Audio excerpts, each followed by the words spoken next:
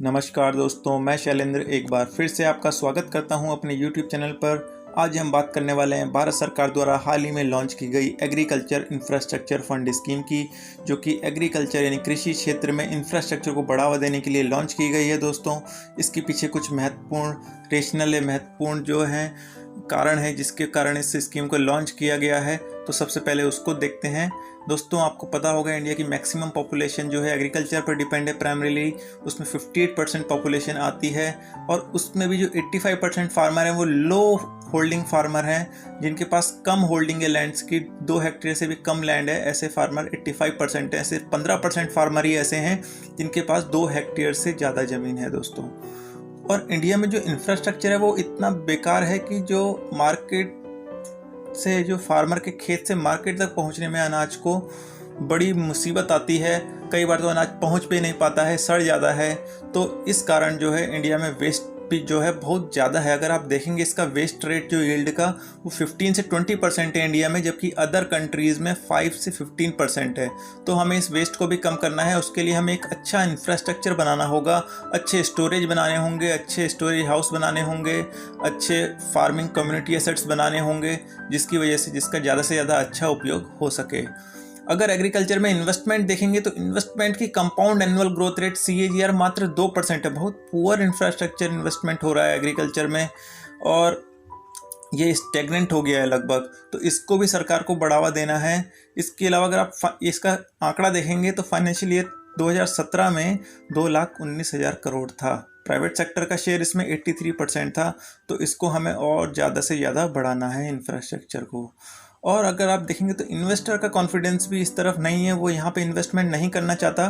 क्यों नहीं करना चाहता? क्योंकि लो फ्लो बैक रेशो है, यहाँ पे इतनी ग्रोथ नहीं हो पाती है। जो टोटल एडिशन अगर आप फाइनेंशियल ईयर 18 का देखेंगे, एग्रीकल्चर में मात्र 14% है, जबकि अदर सेक्टर में इसका जो फिगर है वो 33% तक है। दोस्तों, तो सोचिए, एग्रीकल्चर में लो उसको रिटर्न मिल रहा है, इसकी वजह से उसका इन्वेस्टमेंट भी कम हो रहा है। तो हमें इन सब चीज़ों को, जानकारी को ध्यान में रखते हुए सरकार ने स्कीम को लॉन्च किया है। इस स्कीम का जो मेन ऑब्जेक्टिव वो यह है कि एक मीडियम लॉन्ग टर्म डेब्ट फाइनेंस फैसिलिटी प्रोवाइड की जाए फार्मर्स को या उन एंटरप्रेन्योर्स को जो एग्रीकल्चर का इंफ्रास्ट्रक्चर बनाना चाहते हैं। और इसके लिए सरकार उसके इंसेंटिव देगी, इंटरेस्ट सब्सिडी के रूप में फाइनेंशियल सपोर्ट प्रोवाइड करवाएगी और एग्रीकल्चर के लिए इंफ्रास्ट्रक्चर बनाने में सहयोग करेगी।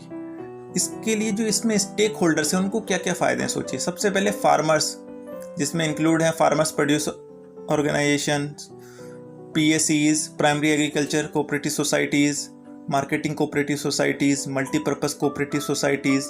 इनको क्या है कि फार्मर्स को एक तो अच्छे इंटरेस्ट पे उनको लोन मिलेगा, वो इंफ्रास्ट्रक्चर खड़ा कर सकेंगे। जो इंफ्रास्ट्रक्चर बनेगा उसमें जो है अनाज को स्टोर कर सकेंगे, उसमें सड़ने की लागत कम होगी और उसकी वजह से उनका मुनाफा ज़्यादा हो सकेगा। गवर्नमेंट को क्या फ़ायदा होगा? सरकार को यह फ़ायदा होगा कि सरकार को एक तो अपना उनका एग्रीकल्चर का जो टारगेट है उसको पूरा करने में मदद मिलेगी, फार्मर्स की इनकम बढ़ाने में मदद मिलेगी। उसके साथ साथ सरकार को स्टोरेज की वजह से उसका वेस्टेज कम होगा, उसको कॉम्पिटिटिव रेट पे वो अनाज मुहैया करा सकेगी। एग्रीकल्चर एंटरप्रेन्योर्स को क्या होगा? उनके लिए एक सस्ते दाम पे, सस्ते रेट पे लोन उपलब्ध हो सकेगा। वह अपना बिजनेस अच्छा बना सकेंगे। इसके कारण जो बैंकिंग इकोसिस्टम है, बैंक अपने जो लोन दे सकेगा और वो जो है रिस्क फ्री लोन, एक तरीके से मिनिमम रिस्क लोन होगा, क्योंकि उसमें गवर्नमेंट अपनी गारंटी प्रोवाइड कराएगी। और इसी के साथ साथ बैंक का क्रेडिट भी बढ़ेगा, उसकी इनकम भी बढ़ेगी। और कंज्यूमर्स को क्या फ़ायदा होगा दोस्तों? जब जो अपना खेती वाला सामान है, जो अनाज है या जो फूड है, वो जब सड़ेगा नहीं, अच्छी क्वालिटी का प्रोड्यूस होगा, ज़्यादा से ज़्यादा प्रोड्यूस होगा, तो हमारा वेस्टेज कम होगा और ज़्यादा से ज़्यादा हमारे को मार्केट में वो आएगा। मार्केट में आएगा तो उसकी क्वालिटी अच्छी होगी और प्राइसिंग भी बहुत कॉम्पिटिटिव प्राइसिंग होगी। तो इसमें सभी स्टेक होल्डर्स को जो है इस स्कीम का फ़ायदा मिलने वाला है। यह जो स्कीम है, इसका इम्प्लीमेंटेशन पीरियड दोस्तों 2020-21 से शुरू होकर 2029-30 तक होगा। टोटल 1 लाख करोड़ का इसमें सरकार ने योजना बनाया है शुरू के 4 सालों में। इसमें पहले साल जो है 10,000 करोड़ और उसके बाद अगले 3 सालों में 30-30 हज़ार करोड़ रुपए का जो है फंडिंग सरकार द्वारा या बैंकों द्वारा कराई जाएगी। और इसमें जो मोरेटोरियम पीरियड है, मतलब अगर आप लोन लेते हैं तो उसके बाद आपको 6 महीने से 2 साल तक का मैक्सिमम समय मिलेगा। उसके बाद आप इसको वापस चुकाना होगा आपको लोन। जैसे वो आपका जो भी प्रोजेक्ट होगा, मान लिया आपको प्रोजेक्ट वेयर हाउस बनाना चाहते हैं, मान लिया उसको बनने में 6 महीने लगता है, तो 6 महीने आपको दिए जाएंगे, तब तक आपको उसमें इंस्टॉलमेंट भरने का ज़रूरत नहीं है और 6 महीने बाद आप इंस्टॉलमेंट भर सकते हैं। तो अलग अलग प्रोजेक्ट पे डिपेंड करेगा। कोई जो प्रोजेक्ट ज़्यादा देर तक लगते हैं जिनको बनने में पूरा होता है, उसमें आप मैक्सिमम 2 साल का मोरेटोरियम भी ले सकते हैं। सरकार का जो गवर्नमेंट का बजटरी सपोर्ट रहेगा इस स्कीम में, वो क्या रहेगा दोस्तों?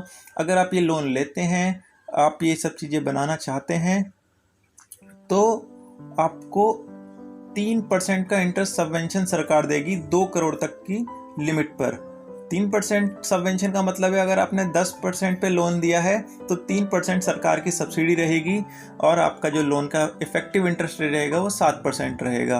अगर आप 2 करोड़ से ज़्यादा का लोन लेते हैं तो 2 करोड़ तक की अमाउंट पे आपको 3% की इंटरेस्ट सबवेंशन मिलेगा और 2 करोड़ से ऊपर की जो अमाउंट होगी उस पर आपको फुल इंटरेस्ट रेट देना होगा। टोटल 7 साल तक ही आपको इसमें इंटरेस्ट सब्सिडी मिलेगी। अगर आपने 10 साल का लोन लिया है तो भी 7 साल तक ही आपको इंटरेस्ट सब्सिडी मिलेगी, उसके बाद आपको नहीं मिलेगी इंटरेस्ट सब्सिडी। तो मैक्सिमम नॉर्मली बैंक्स जो है 7 साल का ही लोन आपका करेंगे। उसके बाद क्रेडिट गारंटी कवरेज जो है वो सरकार देगी, मतलब अगर किसी कारणवश एनपीए होता है तो उसकी गारंटी सरकार लेगी और बैंकों को उसमें जो फीस देनी होती है वो भी इसमें सरकार ही अपनी तरफ से प्रोवाइड करवाएगी। तो ये भी बहुत अच्छा है। 2 करोड़ तक की जो है 2 करोड़ तक के अमाउंट पर सरकार CGTMSE में कवर करेगी। 2 करोड़ से ऊपर अगर आप लेते हैं तो उसमें आपको फिर से कोई सिक्योरिटी देनी होगी बैंक को। इसमें जो एलिजिबल प्रोजेक्ट हैं, कौन कौन से प्रोजेक्ट एलिजिबल होंगे वो देखिए। पोस्ट हार्वेस्ट मैनेजमेंट प्रोजेक्ट्स, इसमें जब खेती हो गया, आपने अनाज निकाल लिया, तो अब जो अनाज बचा है उसको स्टोरेज करने के लिए पोस्ट हार्वेस्ट मैनेजमेंट, या उसको बेचने के लिए ई मार्केटिंग प्लेटफॉर्म पे कैसे ले जाया जाए, कैसे बेचा जाए, इन सब का इंफ्रास्ट्रक्चर खड़ा करने के लिए सप्लाई चेन सर्विसेज इसमें एलिजिबल होंगी। वेयर हाउसेज जहाँ पे आपको स्टोर करना है, साइलोज जहाँ पे बड़े बड़े साइलोज बना के एक सिलेंड्रिकल टाइप का स्टोरेज होता है उसके लिए, पैक हाउसेज जहाँ पे एक पैकेज के रूप में, मतलब पैकेट में इनको स्टोर किया जाता है और पैकेट के पैकेट स्टोर किए जाते हैं, पैक हाउसेज के लिए आपको दिया जाएगा। एसेइंग यूनिट्स जहाँ पर इसका, जैसे कि आप कोई सामान पैक करते हैं, फूड की पैक, तो उसमें उसका कुछ न्यूट्रिएंट्स वगैरह होते हैं कि भाई इसका ये होना चाहिए, इसमें ऐसा ऐसा एक स्पेसिफिकेशन देती है सरकार, इसमें इतना % ये होना चाहिए, इतना % प्रोटीन या कोई भी न्यूट्रिएंट होना चाहिए, वो सब एसेइंग यूनिट में किया जाता है। सॉर्टिंग ग्रेडिंग यूनिट जहाँ पे सॉर्टिंग और ग्रेडिंग होगी, किस ग्रेड का फूड है वहाँ पे उसकी सॉर्टिंग, अच्छे क्वालिटी का सॉर्ट किया जाएगा, उन यूनिट्स के लिए भी आपको दिया जाएगा। कोल्ड चेन्स जिसमें आपको सप्लाई किया जाता है बड़े बड़े ट्रक्स में इधर से उधर सामान और उसमें अंदर कोल्ड स्टोरेज की फैसिलिटी रहती है, उसके लिए आपको मिलेगा। लॉजिस्टिक फैसिलिटी इधर से उधर सामान ले जाने के लिए अगर आप इंफ्रास्ट्रक्चर खड़ा करना चाहते हैं तो आपको मिलेगा। प्राइमरी प्रोसेसिंग सेंटर जहाँ पे प्रोसेसिंग होती है, राइपनिंग चैम्बर जहाँ पे ये फलों को और सब्जियों को पकाने का काम किया जाता है, उन चैम्बर्स को बनाने के लिए आपको मिलेगा। वायबल प्रोजेक्ट्स होंगे जो कम्युनिटी एसेट्स बनाने के, जैसे कि ये कम्युनिटी एसेट्स क्या होते हैं, जैसे कि कई सारे फार्मर्स अब अकेला नहीं ले सकता तो कई सारे कम्युनिटी बना देते हैं, कोऑपरेटिव सोसाइटीज़ बना देते हैं, तो वो अपना ऐसे इंफ्रास्ट्रक्चर बनाते हैं जिसका उपयोग कम्युनिटी के रूप में कर सकेगा, मतलब कि जो बनाया गया है उसको सारे किसान आसपास के यूज़ कर सकेंगे।